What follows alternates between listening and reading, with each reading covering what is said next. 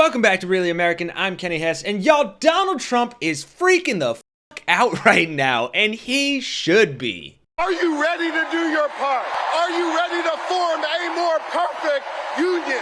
Are you ready to build an America where no matter what you look like, where you come from, who you love or who you pray to, that this will be a place for you? I'm ready! Kamala has her VP. Josh Shapiro is out here dropping absolute bars at her rally in Pennsylvania, and Donald Trump is absolute bricks right now. I mean, my God, folks, someone bust out the Trump diapers because Don Von Pants is having an absolute meltdown over Kamala picking Tim Walz as her VP, and as you saw, just generally whooping his diarrhea-laden ass. Has this ever happened to you?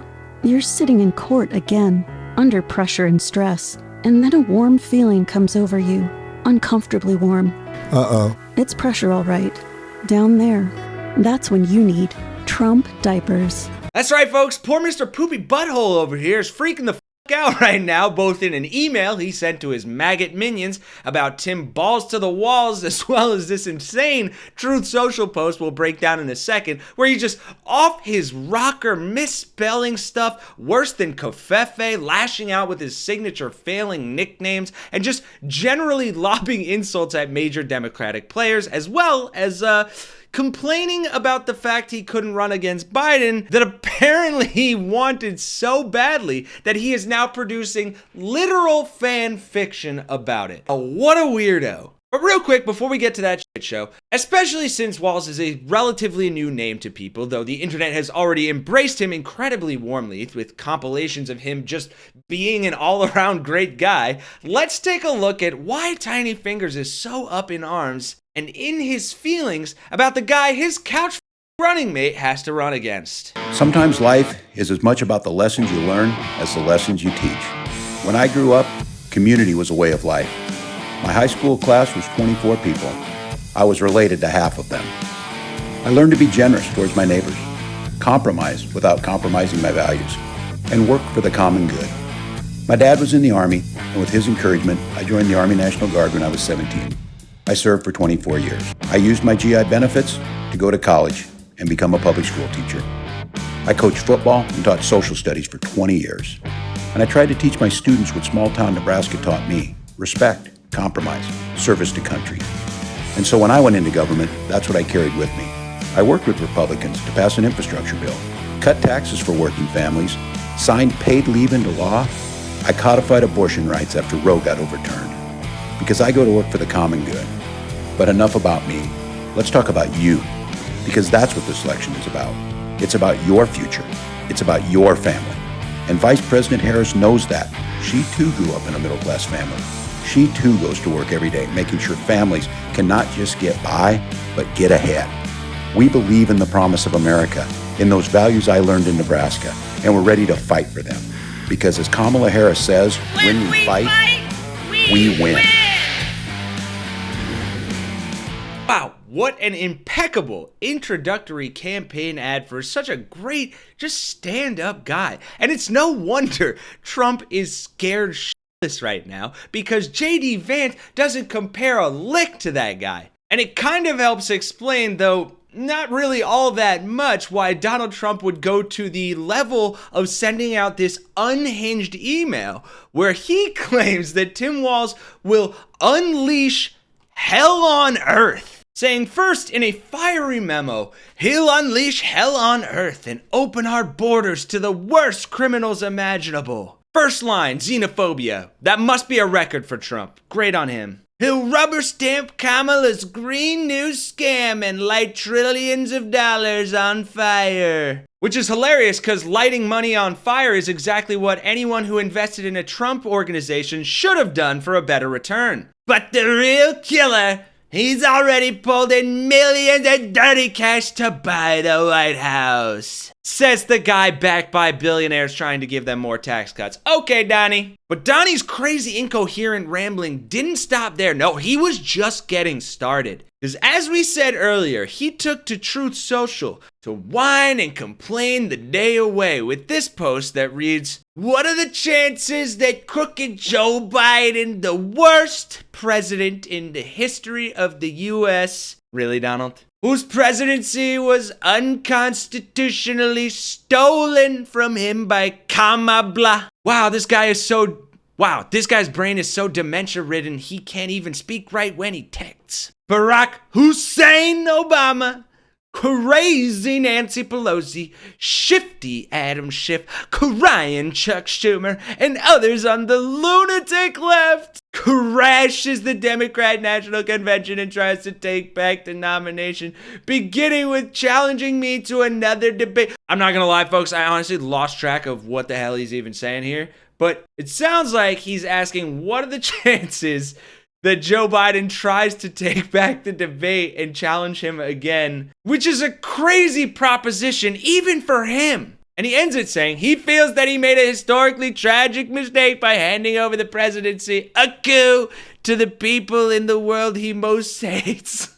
And then he wants it back now. Oh my God, he is so unhinged. No, Joe Biden doesn't feel like that at all. Nobody feels like that. Nobody feels like this was a bad decision, Donald. What are you on about? And you want to know how I know that? Because they're holding a rally right now as I make this video where Kamala, as I said before, is straight whooping your sorry ass and you just can't handle it. Well, I bet he sure wouldn't like to see some of the incredible speeches at this rally like this. Y'all fill my heart, and I love you so much. And I want you to know, every single day, I go to work for you. I put my shoulder to the wheel, and I focus on 3 simple letters in our alphabet. G-S-D.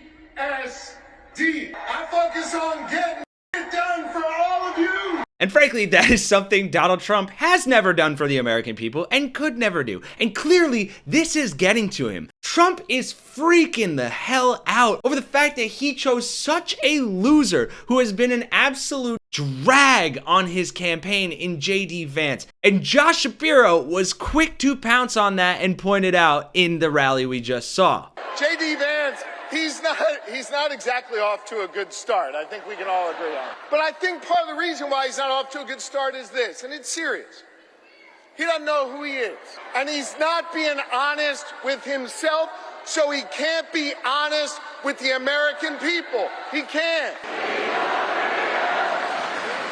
Now, you're chanting, he's a weirdo, which means if you're chanting, he's a weirdo, then you heard of my good friend and our next vice president, Tim Walz. And we will have plenty more coverage from this rally as it unfolds on the Really American channel here, so make sure you're subscribed. But folks, I am not one to count the chickens before they roost, and I think there is a lot of time left until this election, and we need to remain vigilant. But it is so cathartic and so incredible to see Donald Trump and the entire Republican Party knocked off their feet and absolutely panicking from the incredible amount of excitement and passion and just general good-heartedness of this Democratic ticket. Thank you for watching. Make sure you like and subscribe if you enjoyed the video. For Really American, I'm Kenny Hesse, and I'll see you all in the next one.